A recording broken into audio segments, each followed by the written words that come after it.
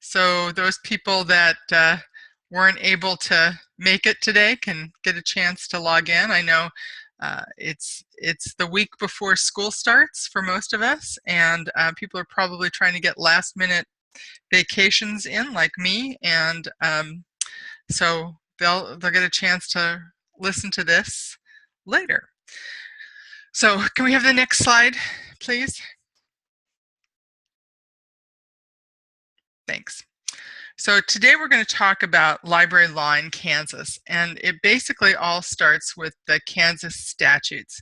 The Kansas statutes define what is a public library and how they're established, and how the boards are peopled and how they are run, and what their duties and responsibilities are, and a lot of other things. So the whole idea is that the Kansas statutes should cover absolutely everything about cities, counties, townships, libraries, library districts, library regional systems. It covers everything.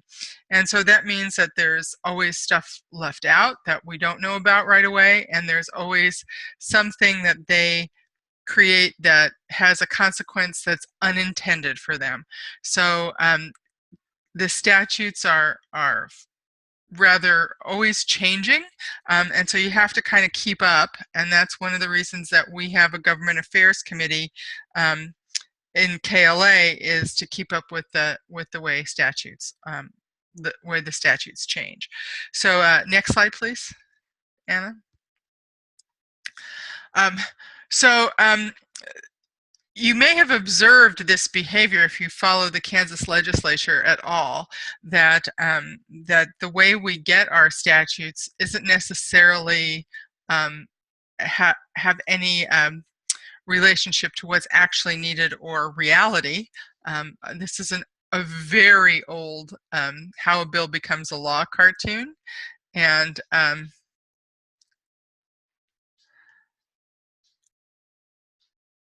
I really like the fact that we still continue to see the same kind of stuff as is going on. So we've had quite a few of these recently. So you may have observed that the legislature is really good at creating solutions to problems that don't exist, and by the same token, creating problems that didn't exist before they created those solutions to begin with. So this is rather common. So let's have the next slide. Gave you enough time to look at that goofy thing. Chapter 12 of the Kansas statutes covers municipalities in general, and it defines what municipalities are. And then Article 12 of Chapter 12 is the section that specifically covers public libraries. And we are, though there are most of the laws directly related that have the word library in them come into Chapter 12. There are other things that govern us, but they're listed in other places, typically budget laws and some other things like that, but things that are more related to all municipalities rather than just libraries. Next slide.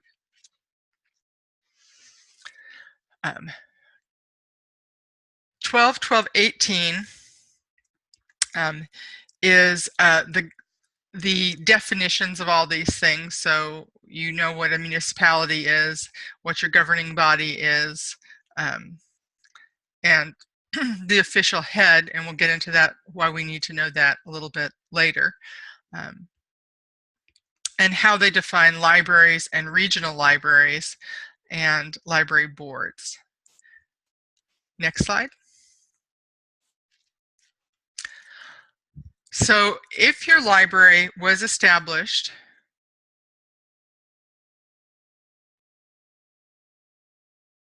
before 1951, I'm looking here to make sure I've got the right slide up,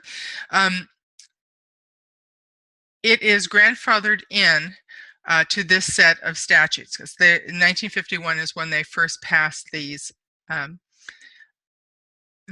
main difference is that you may or may not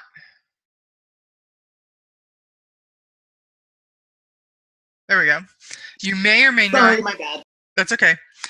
You may or may not have a document that establishes your library if you were established before 1951. There may be an article of organization that you have. If you're in a Carnegie library, you may have a document that you signed that was signed with the Carnegie Corporation or the Carnegie Foundation, really, that established the library, because that was the promise of the city council at the time to continue to fund it. But so if your library was established before 1951, you may have to search around to see if you have an article of organization or some other document. If you can't find it, don't stress about it, but it's one of the assignments, one of the homework assignments is the document hunt, and this is one that you should have. Next slide, please.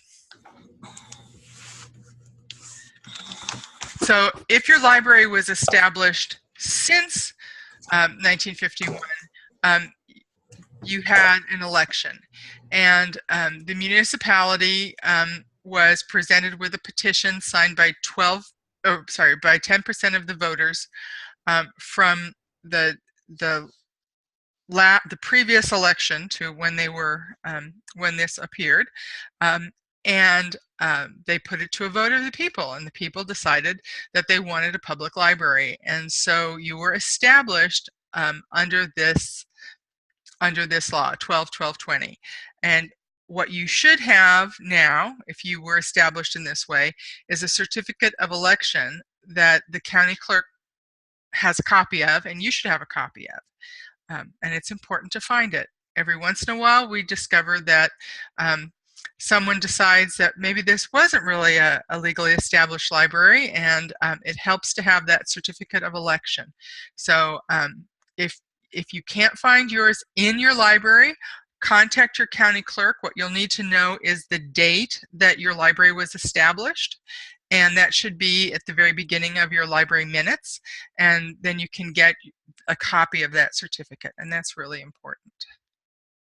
Okay, next slide.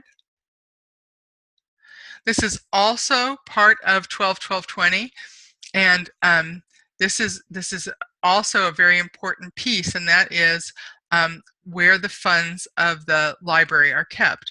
So every year when you submit your budget, you have a line on the city's budget that says, that actually shows the statute number 12-12-20 and says that they're levying this amount for the library. And all of that money that the city levies for the library has to be kept in a separate fund known as the library fund, so that it doesn't get spent on other things for the municipality. So they can't say, oh, we had a terrible year this year and we need to fill all these potholes, we'll just take some money for the library fund. That does not work. It has to, because it's been levied for the library, it has to go to the library. Okay, can I have the next slide, please? 12-12-21 is for county and township libraries establishing a library, and this is how they can have a bond election for a building. So if you're a county or a township library, this is for you, especially if you don't have a good building. Okay, next. Okay, 12-12-22 establishes the board, and it goes through the whole thing about how they appoint the very first board, but the key points here is that that a board member shall only serve for 2 4-year terms. If a board member begins serving a term by filling a position that had been established before, but the person has resigned prior to the end of their term, it means that they can fill that term plus 2 of their own. However, that means that they really shouldn't ever be on the board for a total of more than 11 years, assuming that the person that resigned from the unexpired term served at least 6 months of their term. So that they should always be, they should never be on for more than 11 years. And then they have to sit out for 1 year, and then they can come back in. The other thing to know is that the board terms always expire on April 30th, and they always begin on May 1st. So even if a person is appointed in November, the term is from May 1st to April 30th, and it's a four-year term. It's very important to keep track. I don't know about some of the other regional library systems, but I'm constantly coming across board members who have served 18 and 20 years. And it's because no one kept track, they didn't keep track, and sometimes they're sorry to go off the board, and other times, man, are they ever relieved. So you want to make sure that you keep track of those things. So, and in addition to the appointed members of the board, the head of the municipality shall be an ex officio member of the board. So for a city, that means the mayor is the ex officio member of the board. For a township, it's the township trustee, and if it's a county library, it's the county commission chair. We don't have a lot of those, but they have a seat on the board that allows them all the rights and responsibilities of the board member. So even if your mayor does not appear at the meetings, he should get the board packets. So if you send out the minutes and the agenda before a meeting, the mayor should get a copy of that as well, or the township trustee. And that's very important because they have all the same duties of the board members, and they count in the quorum. We'll get to that in a little bit. Next slide. So there's some other things here. One is that I already talked about the way the boards are appointed, but another really important thing is that all library board members shall be residents of the municipality. And sometimes that makes it very tough to appoint boards. A city can decide that they will allow appointment from outside the city limits, which is outside the taxing area of the library, by the city enacting a charter ordinance, and we'll get into what those are a little bit later, to allow for people who are really community members, but maybe their property doesn't fall within the city limits. And that has worked out in a number of the NCKLS libraries, where a lot of times you have people who are store owners or business people from the community who happen to live slightly outside. The important thing is that that you need to limit the number of representatives that would be covered under the charter ordinance, and most communities limit it to no more than 2. And you also want to limit how far outside the community they live so that you're not encroaching on other people's territory. But it is possible to do this. So, any questions at this point about this? Yes, it is the same for the township. So as long as you're not taking it from the neighboring township, which also has a library, so don't encroach where there are other people. But so you'd be getting people who pay the NCKL tax or the Nichols tax or the Southeast Kansas Library System tax, rather than the tax that goes to the library itself. But if they're truly members of the community, it does, sometimes it really helps to have those people. Okay. Members of the library board shall organize themselves and elect a chair, a secretary, and a treasurer. Oh, wait a minute. No, district libraries are different, and I'll talk to you about district libraries in a minute. Right after, as soon as that May meeting, whenever that May meeting is scheduled, it is important to elect a chair, a secretary, and a treasurer, and any other officers that they may deem necessary. And that should happen at the May meeting. And that's very important that it's done in a timely manner, because you can't have like, for example, we'll get into what the certain needs of the treasurer. And this year we had a real issue with people who were appointed as the system representatives to our full system board. And we had a couple of libraries that hadn't met since May because they couldn't get a quorum. And they didn't have representatives. And that's kind of tough. So next slide. Okay. The board shall fix the date and place of its regular meetings, and this is really important. The board, I had a librarian, a number of, so every year in May you elect officers. I had a librarian years ago who said, sometimes it's hard to get the board to realize that they're not the cupcake committee anymore.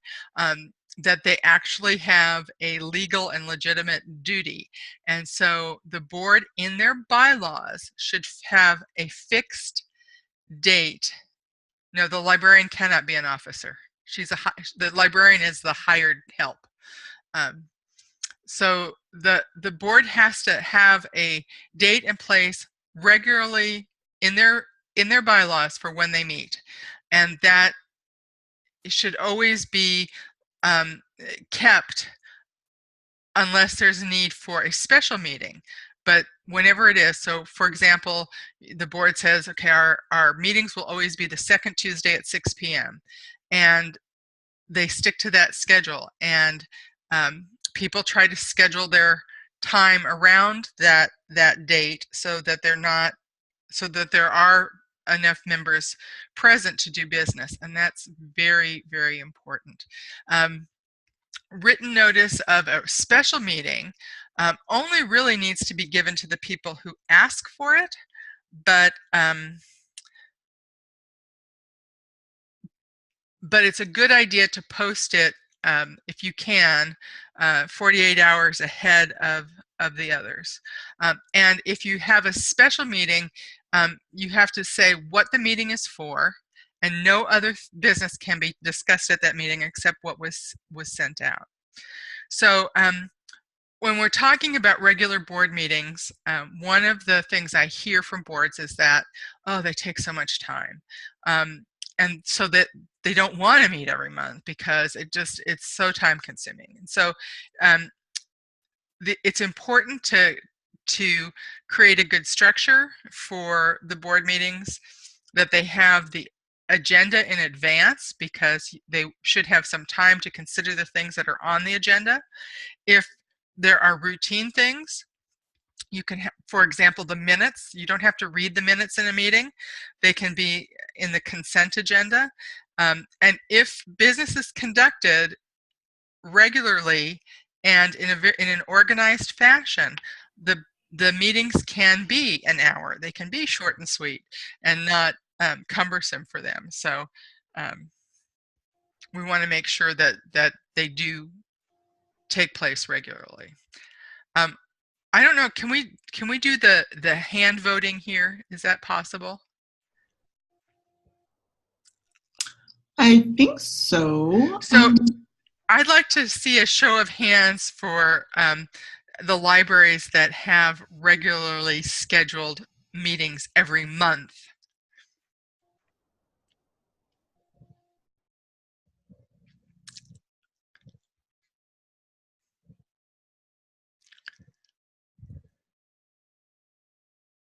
Uh-huh.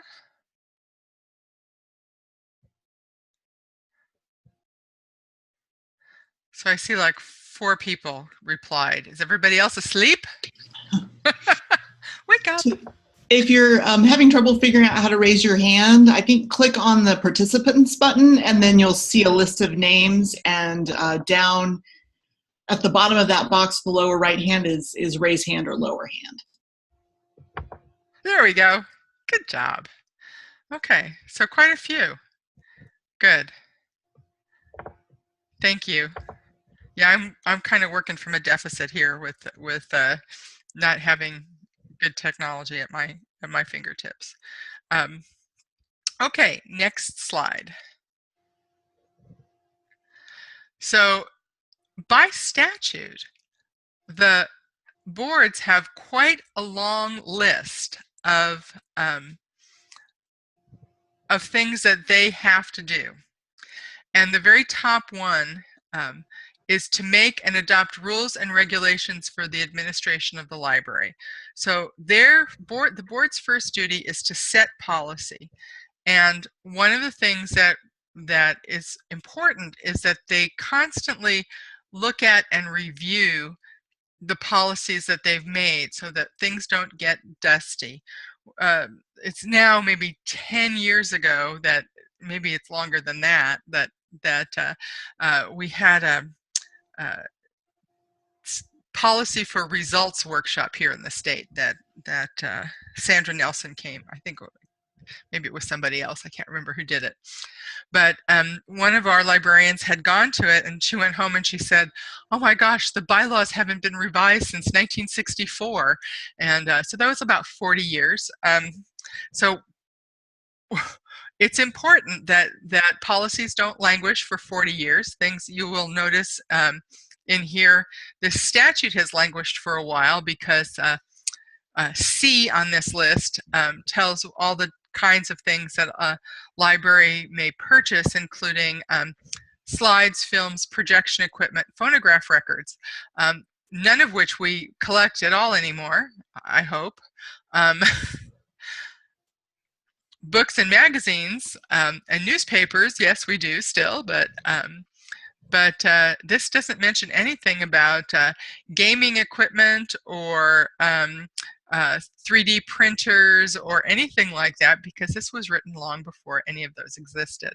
So it is important for our boards to keep up with this. So these are yeah, go back to that next one. We're going the wrong way, I think. Yep, you're going the wrong way. Nope, you're going the wrong way.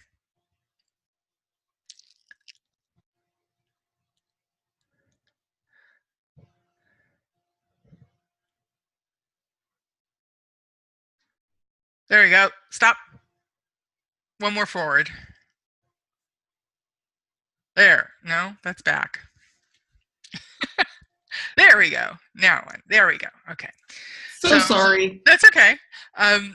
The other piece to this that you need to be aware of is that the library board is able to receive and accept any gifts or donations and administer them according to the provisions thereof. So if a person bequeaths money to the library, it has to go to the library, not to the city.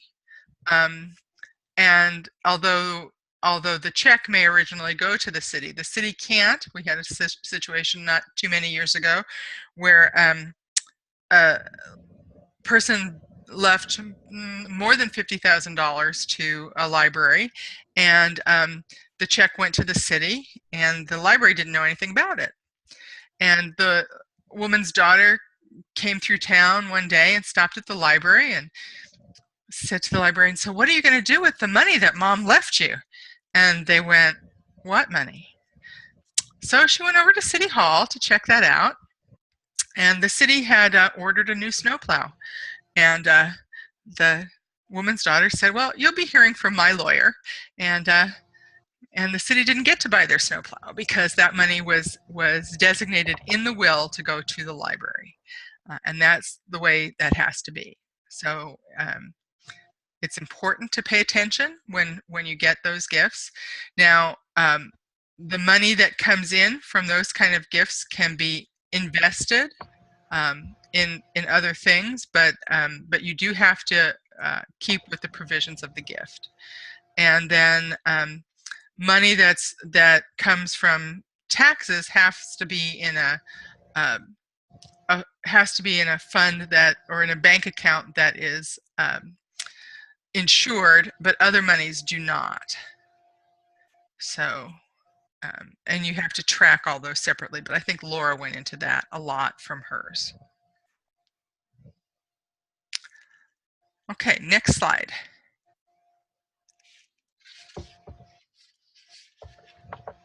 Okay. So the treasurer is required by statute to be bonded, and the bond is purchased from your insurance company, and the certificate of the bonding goes to the city clerk or the township clerk, so that they have that. If the board decides to hire someone besides the treasurer to do the financial things for the library, it's important that that person also is bonded because they're dealing with public funds. But that's something, if they're a contract employee, they should probably be paying for themselves as part of their contract, since you're not you're doing that unless they are an in-house employee who does that work. But it's important for financial responsibility that you have that.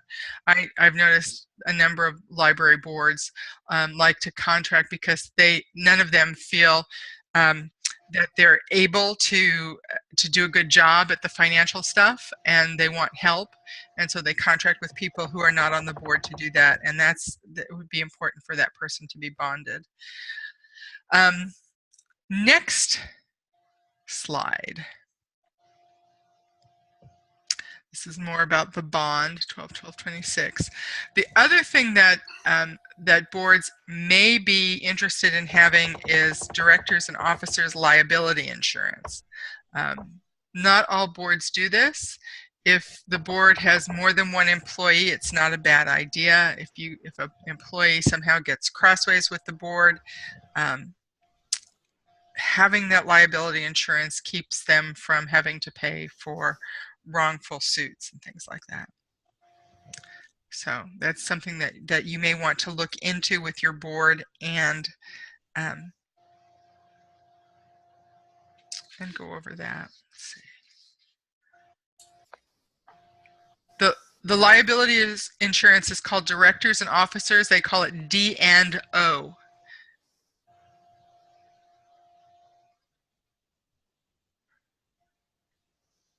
Yeah, so if your consultants can help you with that too. Okay, next slide. So both the library board and the municipality can do rules and regulations, but most of this falls on the library board. The library board, because of the way our statute is written, makes the use of the library free to the inhabitants of the municipality. Our regional library system statute allows that all libraries within that region are free to be used by anyone in that region. So if your library is a member of one of the regional systems, then you offer, you extend service to all the people who live in the library system borders. And you can also exclude people who willfully violate the rules of the library, which also includes things like doesn't bring your books back in time. So one of the things you need to have in order to do that is a policy, a patron conduct policy that outlines what the appropriate behavior is in the library. It's hard to exclude somebody for violating a policy if it's not written down. So that's the important piece here. Okay, let's go to the next one.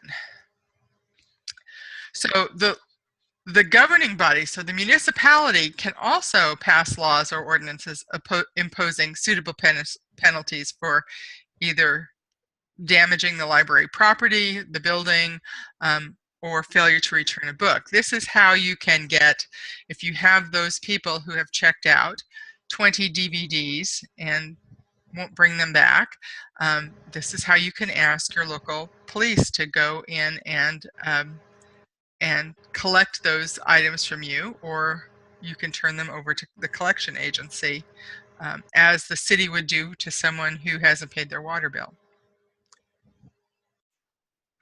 So that's 12/12/28. You can do that. Okay. So this is kind of an interesting little law that doesn't really affect too many libraries, but I wanted to bring it up because this is a board decision whether or not to allow people to offer their private collections in a library. Some libraries have quite elaborate display cases, and people bring in their things. If a person loans their private things to the library, they won't get used outside the library, so they stay in the library. But not every library wants to take on that role of keeping things for other people. However, next slide. How many of you, here's another one for raised hands. So we need to take down all the hands. Can we do that? Because we're gonna, I don't know where we do that here.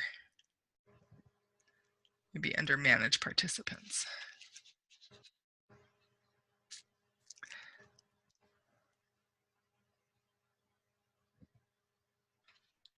Almost. My mouse doesn't want to work.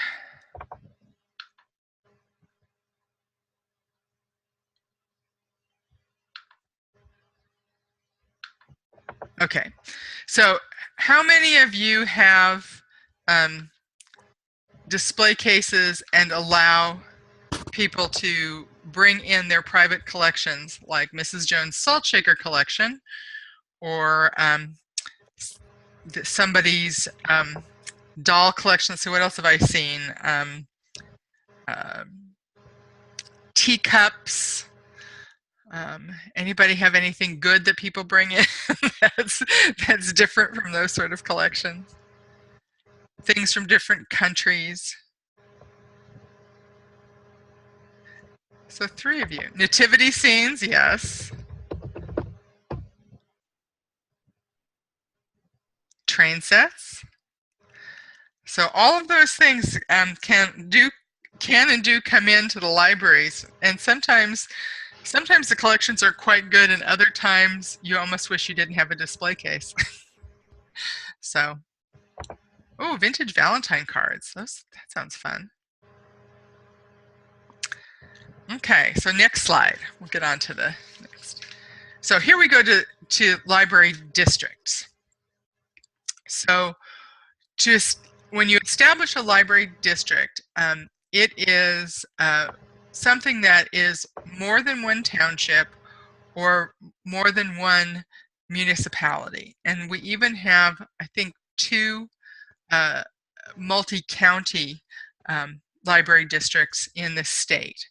But a library district has some specific things that we want to talk about.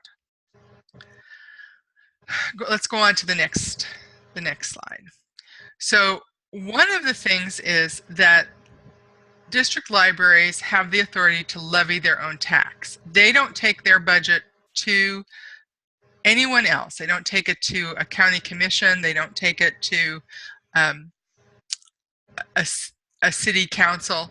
They have the authority to levy themselves. And the reason is that the governing body of a library district is elected.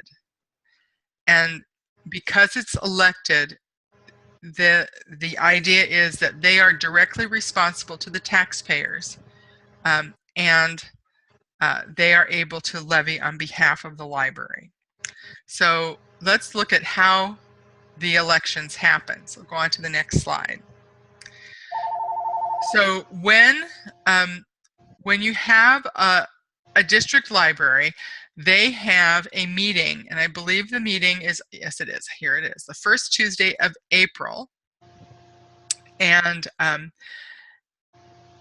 every year the directors have an annual meeting that first Tuesday in April, and a certain number of directors or trustees for the district library are elected. So every year another 2 would be elected for a 4-year term, I believe. And because they're elected, they don't answer to anyone. Now the county clerk can call the meeting to order, and I think that is how it's mostly done. But after that, they're basically on their own. And that's good and bad, because they do have to answer to the taxpayers. Most of the district libraries that I know of have uncontested elections, and I don't, unless some of you know of some that have been contested. Mostly it's like municipal libraries where it's difficult to get people to run for library board, to be on the library board. So I think that that's probably still standard for the district libraries. But that's how they budget. They do this. They have the authority to levy on their own. That being said, let's go on to the next slide. And it's always at the same time every year. Oh, the annual meeting of qualified voters now moves to March of each year after that first one. And so whatever is determined, 2 o'clock or 7:30, it happens the same every year after that. Let's move on to the next one. So the library district is always known as district number whatever of the county. That's their name, so they don't have any other name. And they have the same powers as board of directors as all other library boards. So, and move on to the next slide. So we have the same thing as in 12-12-25, which we covered with A through J of the information. Independence has its own district. If you go on to the next slide, 12-12-81, because they are between the Board of Education and the county and the city, it has its own legislation. The Potawatomi Wabaunsee Library Board has its own legislation. I believe, I don't know if Kansas City, Kansas, do you know the Northeast folks? Does Kansas City, Kansas have its own legislation too? I know Leavenworth does. Johnson County does, but I don't think KCK does. Because they're part of the school district. So some of these areas that have their own way of creating a library have their own legislation, and sometimes it's good and sometimes it's pretty cumbersome. Okay, let's move on. We're out of the statutes now. Here's some of the other important things that you need to know. So, library boards are governed by the Kansas Open Meetings Act and the Kansas Open Records Act. And I did post on the Moodle site a link to the Attorney General's Open Meetings Act slide presentation that gives this more in depth. Go on to the next slide. So here are the two main requirements for the meeting. Is the meetings must be open, and if someone asks to be notified of a meeting, you have to notify them. So the public must be allowed to listen to the discussion. They don't have to copy, they don't have to comment, but they do have to have the ability to listen. And it's really important, if your newspaper asks to be notified of meetings, that that you make sure that they are notified. You don't want to get on the bad side there of that. So move on to the next. That slide had the link to it, but it's also on the Moodle site.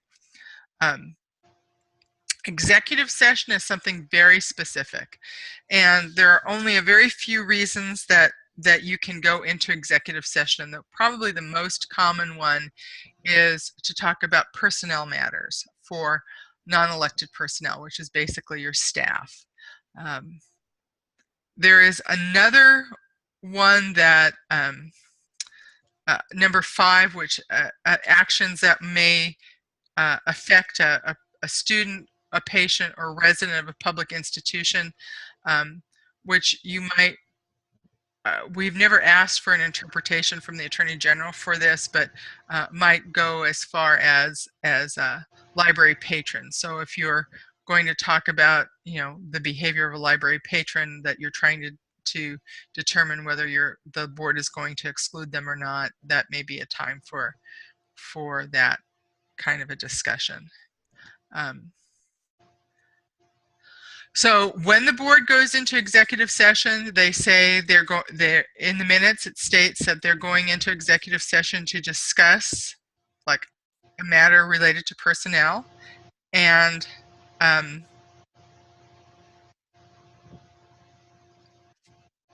yes, non-elected personnel would cover former employees, especially if you have some kind of a legal something going on with them. You'd say what it was for, to discuss a personnel matter, and then you'd say how long you're going to go into executive session. So like, for example, we're going into executive session for 10 minutes to discuss matters pertaining to personnel. And then after 10 minutes, if your discussion isn't over, that the board comes back and says, we're going to extend our meeting for 10 more minutes. But they come back into open session, they extend it, and then when they come back after they've finished their discussion, if there's any action to be taken, it's taken in the open meeting.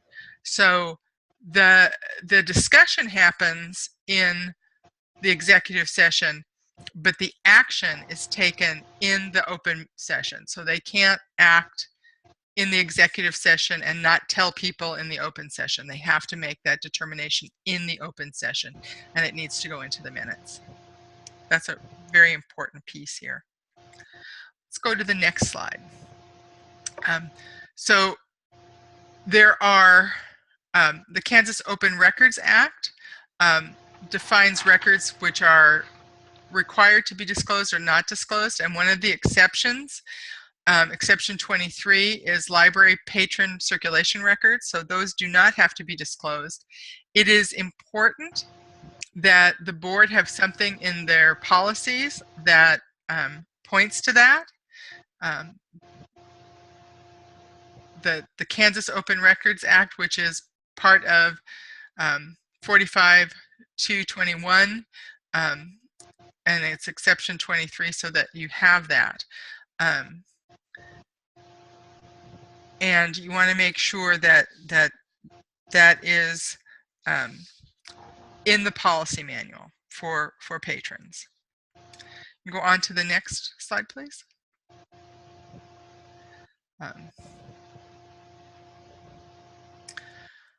this is one of the ways that the library board can say that. And you should be able to get this off of the slide if you want to do that in your policy manual when it's, because the slides are posted up on the Moodle site. Now, it's important to note that the minutes of the library board meeting are subject to the Kansas Open Records Act, and a copy of the minutes should be available to the public at all times. So in years past, that has meant that the minutes were kept in a notebook in the library, which you can do. You can put it on your website if you want to. It's important because this is the history of your library, that those records are not only in a notebook in the library, that there are electronic copies of it. You can put it out on the cloud.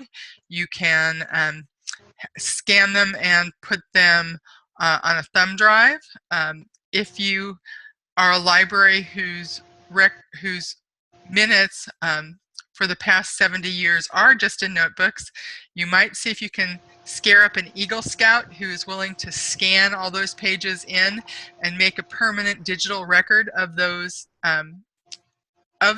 minutes, and put them in multiple places so that they were protected from fire, flood, tornado, and those kinds of things, so that it's in multiple places.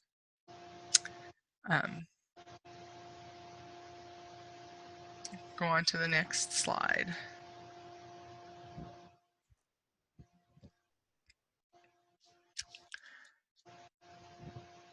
That's again with patron records here. Oh, I guess in this place, this is a great place for me to mention that if your library ILS has the ability to keep a patron's reading history, that should always be an opt-in for them, not an opt-out. So I know that there are people who want to be able to go back and look at their reading history, and if your ILS offers that option, they can choose to do it, but it should be an opt-in rather than an opt-out. And if you still keep written logs of who uses your computers, they should be shredded on a daily basis, because you don't want to hang on to information that you don't need to have regarding patrons' privacy. So unless a person, unless they come with a subpoena, they don't get any of those records. And if you don't have those records, it's best, you know. So next slide.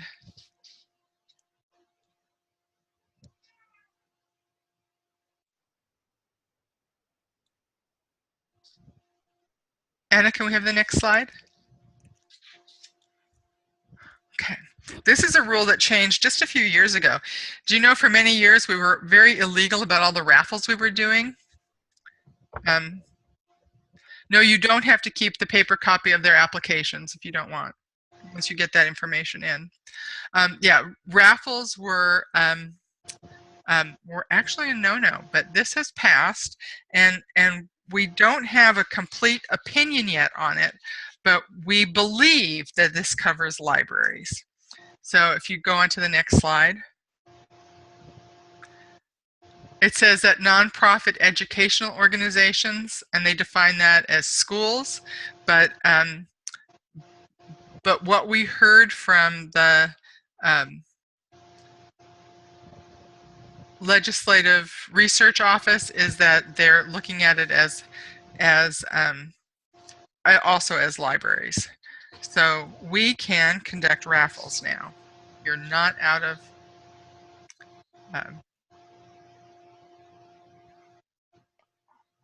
you don't have to have a license unless you're planning to make more than $25,000 on your raffle. Very few of us could do that. Okay, next slide. Ordinances and resolutions. Okay, so we talked a little bit about a charter ordinance for extending the boundaries, and these are the the two kinds of ordinances. So a simple ordinance is something that is in accordance with the Kansas statutes, and the charter ordinance is something that a city elects to do to go around an ordinance that's out there. So it's also considered home rule. Yeah, I would like to know how to make $25,000 on a raffle. I think that would be kind of good. We'd be able to do a lot more with the KLAEF baskets if we could figure that out. So let's look at these things. Oh, next one. There we go. So here is a sample of a resolution that's passed by the library board. So if the library decides that they want to establish an employee benefit fund, they pass a resolution. And this is what goes to the city council, or this one is for a district, so they can just do that themselves. They establish it, but if a municipal library does it, goes up to their governing body, and then they pass the charter ordinance. So let's move on to the next slide. And this is the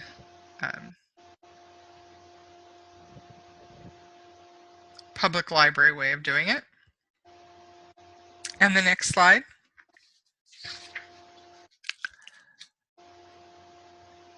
Oh, back up. There we go. And so the city then passes a simple ordinance to establish the benefit fund, because this is in accordance with 12-16-102, which is the employee benefit fund for municipalities. So the board passes the resolution asking the city council to pass it. The city council then passes the ordinance that allows that. And then in the next budgeting cycle, that would go into effect. Okay, let's go on to the next one.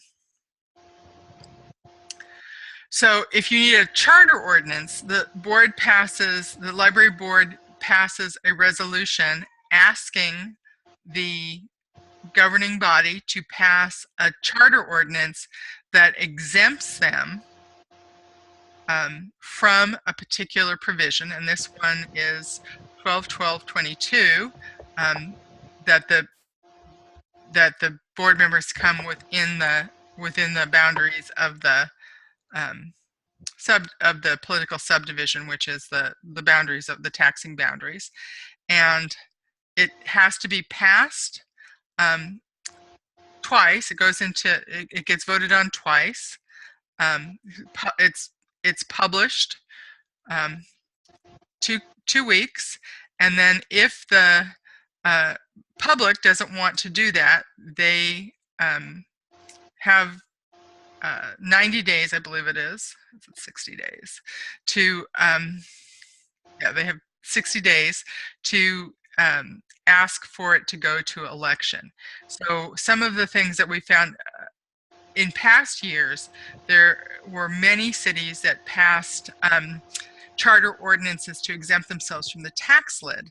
And so many libraries, some of you probably, have a tax lid that the city did by charter ordinance that was maybe 6 or 8 mills. That was kind of a common one because the state tax lid was at 2 mills, and most libraries couldn't exist on that small amount. And those are still in effect. And if they want to change them, they have to rescind that charter ordinance with another charter ordinance before they can pass anything else. So, and the public always has a chance to weigh in on that. Okay, questions about ordinances, charter or simple?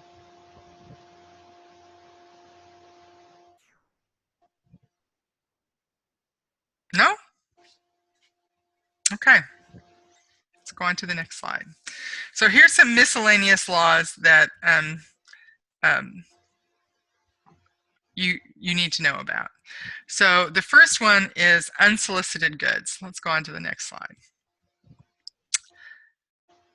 This is a question we get asked from time to time.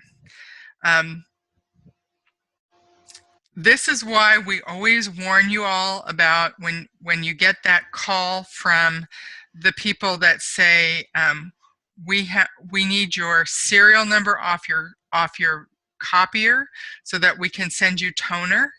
We always say don't give it to them, because then that's not deemed a gift. If they were to just send it to you without asking for information, that would be deemed unsolicited goods, and it would be deemed a gift. If you have any contact before that, they can say that you ordered it. So that's one of the reasons we say that. But this is when the L. Ron Hubbard organization sends you boxes of the Scientology books. One library I know actually received some framed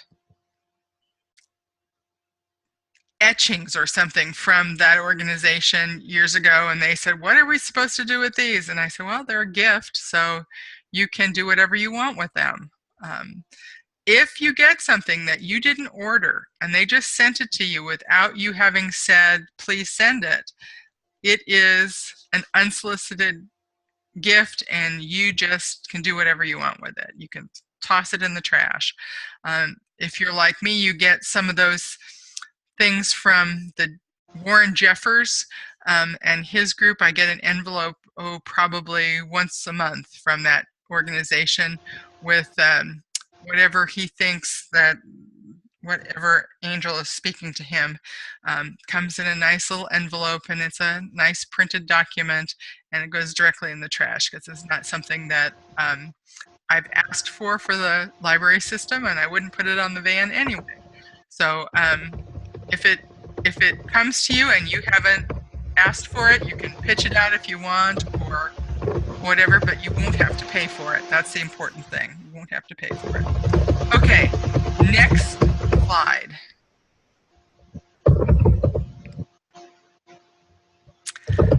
Quorum. This is very important. So whoever is typing, can you mute yourself?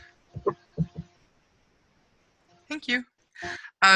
So in order to conduct business at a meeting, you must have a quorum. So if you are in a city library that has 7 board members plus the mayor, your quorum is 5. So it's half plus 1. So a city library has 7 board members plus the mayor, that's 8. Half is 4 plus 1 is 5. A township library, counting the township trustee, the quorum is 4. So you have 5 board members plus the trustee is 6. Divide by 2 is 3, plus 1 is 4. And in order to do any business, you can't make any decisions if you don't have a quorum. You can have an informational meeting, but you can't do anything, including you can't accept the financial report and pay the bills.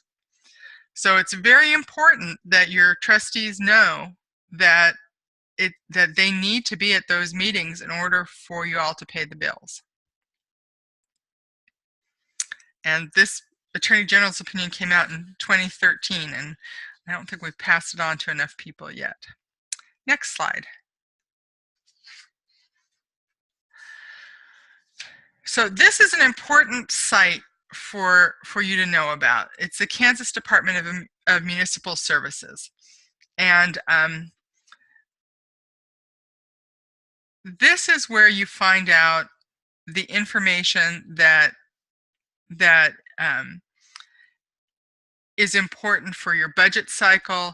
This is where you find out some information that can be important for other reasons, because they have the information on the newest laws and how they're being implemented. So this year, these were the folks who let us know that when they were computing the city's budgets, They did not have to have the library in place, the budget underneath all of their things before they added up whether they needed to go to election or not, and that was an important piece.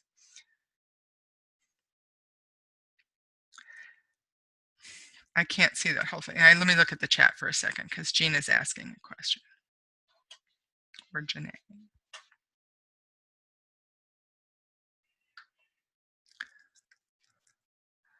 If all your board members, if you have, okay, can you tell me if you are how many board members do you have altogether on your board? Okay, so if you have 4 board members there, you have a quorum. You have to have 4. Okay. Okay, let me move that so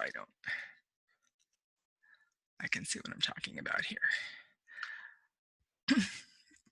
So these are good people to know. They also every year do a budgeting workshop for the city and county clerks and anyone else that's interested in going. And I have found that I learn a lot about how municipal budgets work by going to this. So if you have any spare time in the spring, that's always a good time to go. And usually they give a legislative update so we know what things are governing us. This year, the budget was workshops happened before the end of the legislature, so they couldn't do that. Next slide.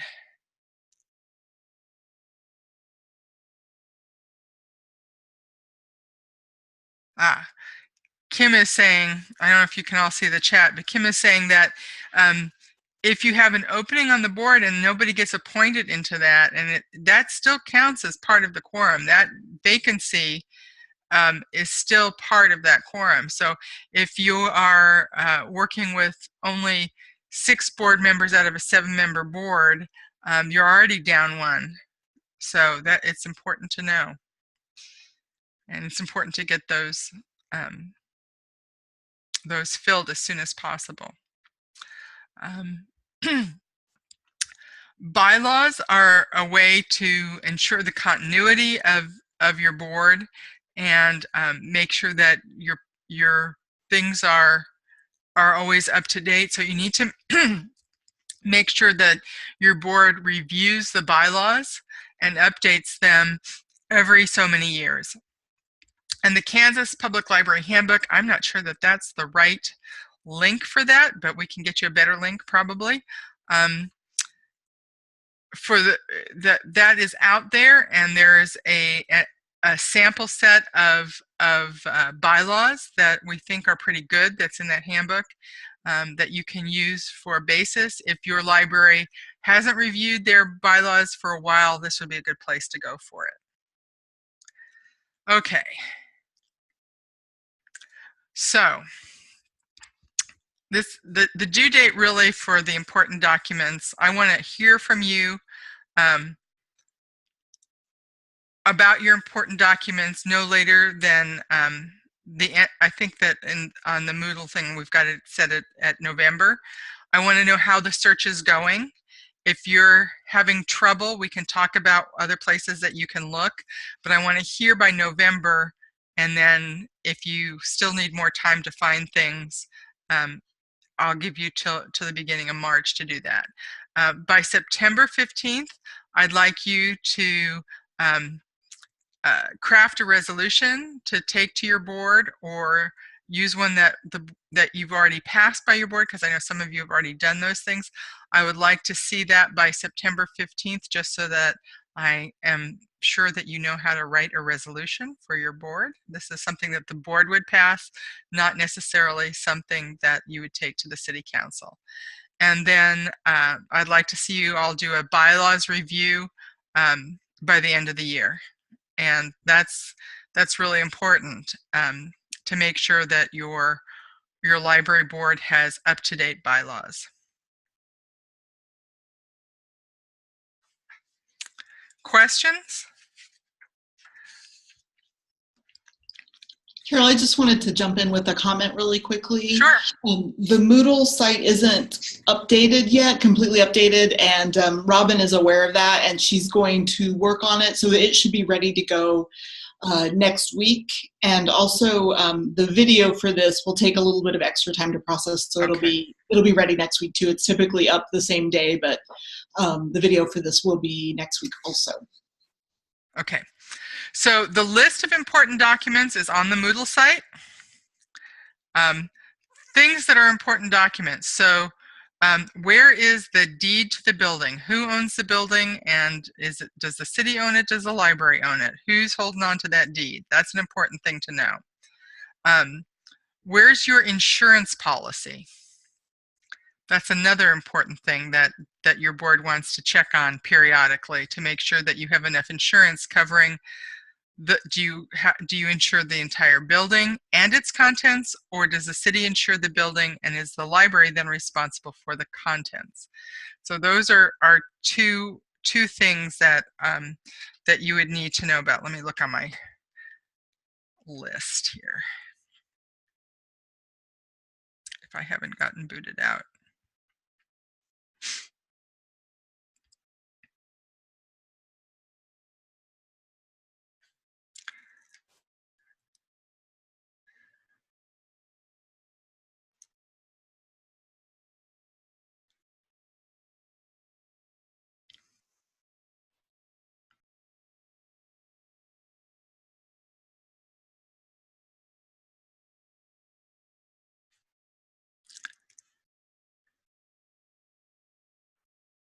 Oh, no, it booted me out.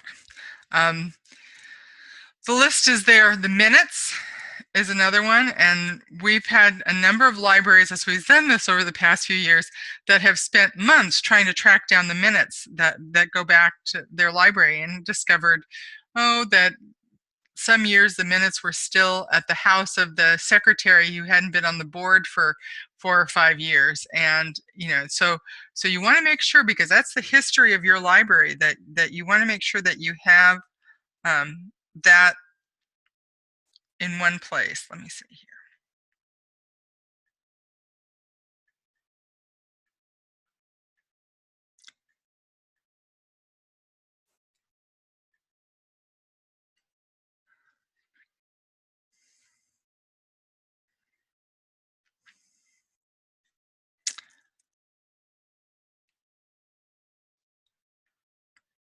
I'll read you my whole list.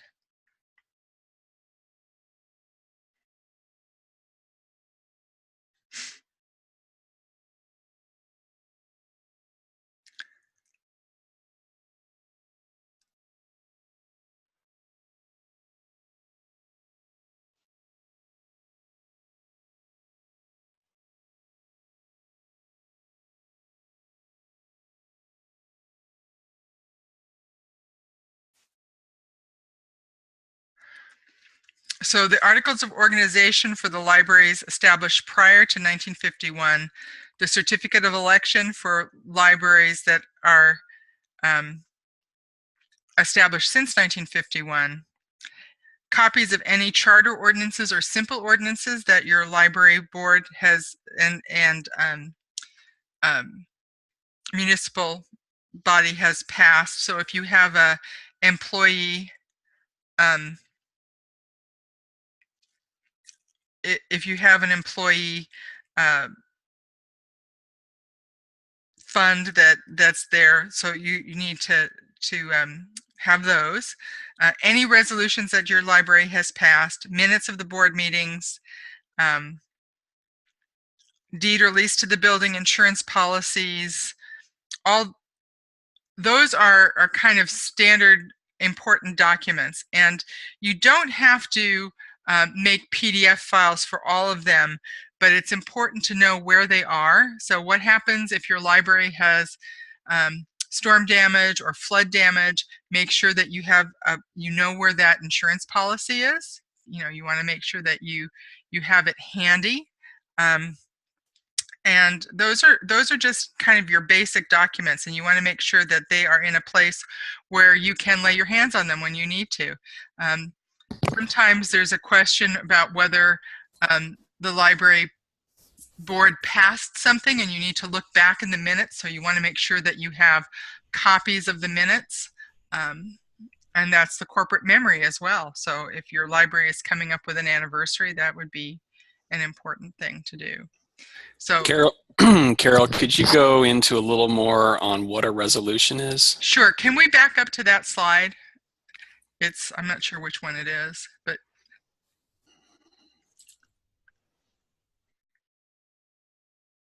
okay. Forward one. Forward another one. Okay. So when the library board wants the city or township to do something, this is the formal way they request it.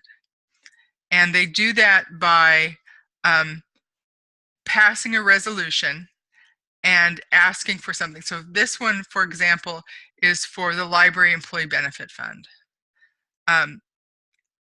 And you can do this for both a simple ordinance and a charter ordinance. The library board passes the resolution, and so you have to look at what the statute is that you want them to do, whether you want to exempt from it or go in accordance with it. And then the library board passes this, and this goes to the city or the township for them to pass an ordinance in order to meet those things. And this is legal. So no, this is not for a new door for the library.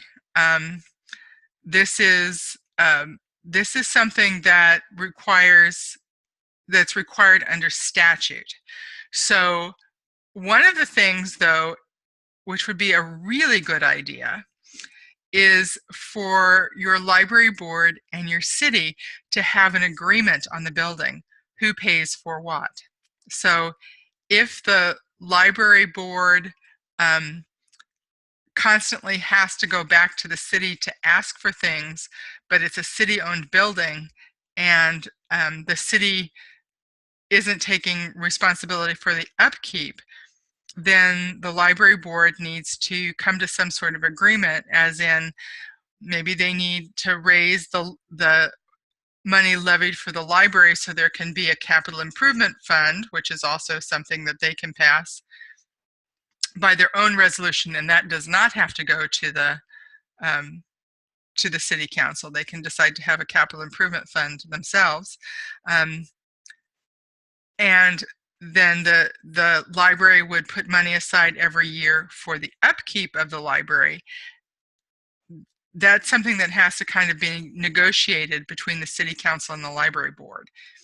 And that is a place where frequently things break down because there hasn't been a good conversation had between the two to decide who's responsible for what. There are some cities and townships who, yes, and SEPA is a very specific resolution that you find on the, it's actually a policy. You find that on the State Library website. But the important thing when you're when you have this library building is to have it very clear cut as to who has responsibility. Some libraries will have responsibility for the inside of the building, while the city has responsibility for the shell and the mechanical parts of it. In other words, it's up to the library to come up with money to put in new carpet, but if the roof is leaking, the city takes care of it. That's one version of this. There are no hard and fast rules about how this is done. So it could be either one. Does that make sense? More questions?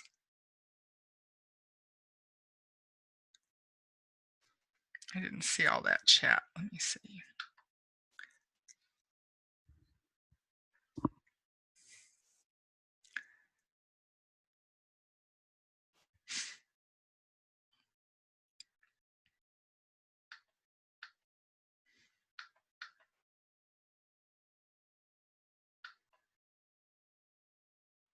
Okay, yeah, I'm not sure that I gave her all my updates.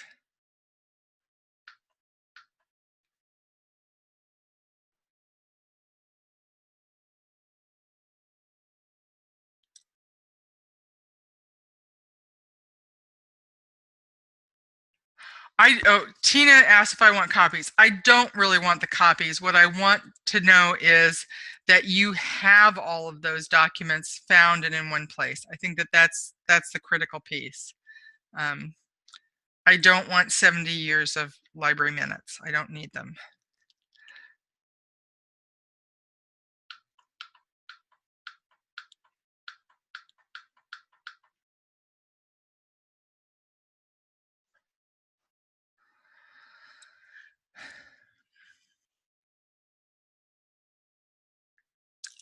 Let's see. The Historical Society might be able to tell you about the documentation for the historical building, but I don't know that there's any particular, I don't know what the form would look like, but I would contact the Historical Society because there probably was some kind of a letter that designated it. If the library board owns the building, then the library board needs to make sure that they have adequate funding in their capital improvement in order to maintain the building. Does that answer your question, Jackie?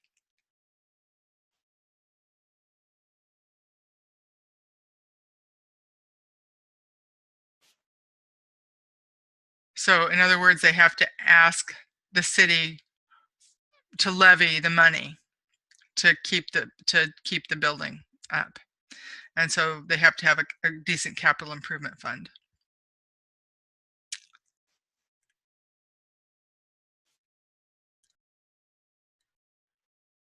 Yeah, and in some cases, things like mowing the lawn or clearing the sidewalk is something that the city does.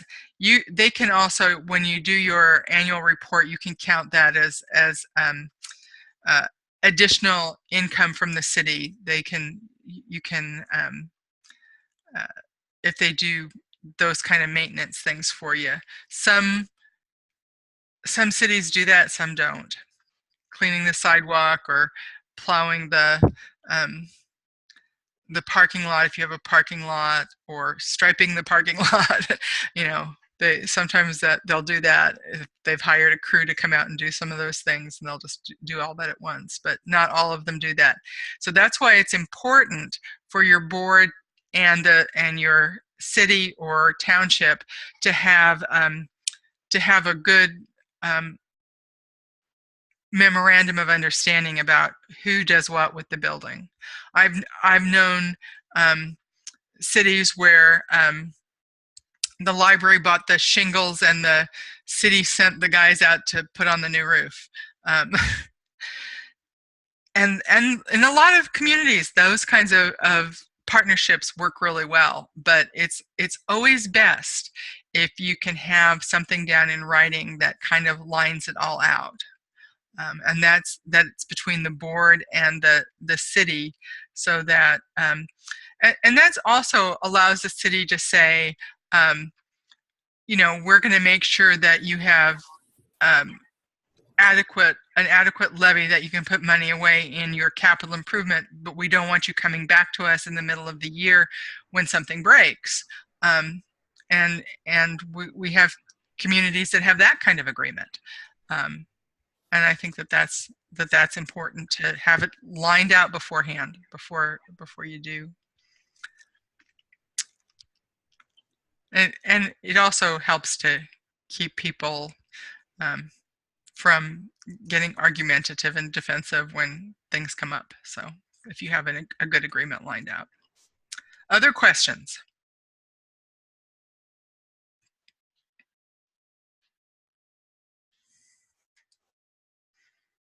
Well, we've gone like 20 minutes over, but we were about 10 minutes late starting, so.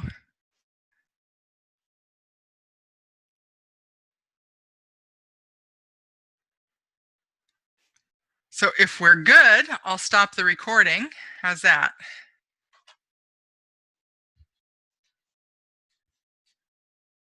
If I could just get that mouse to work, it would be great.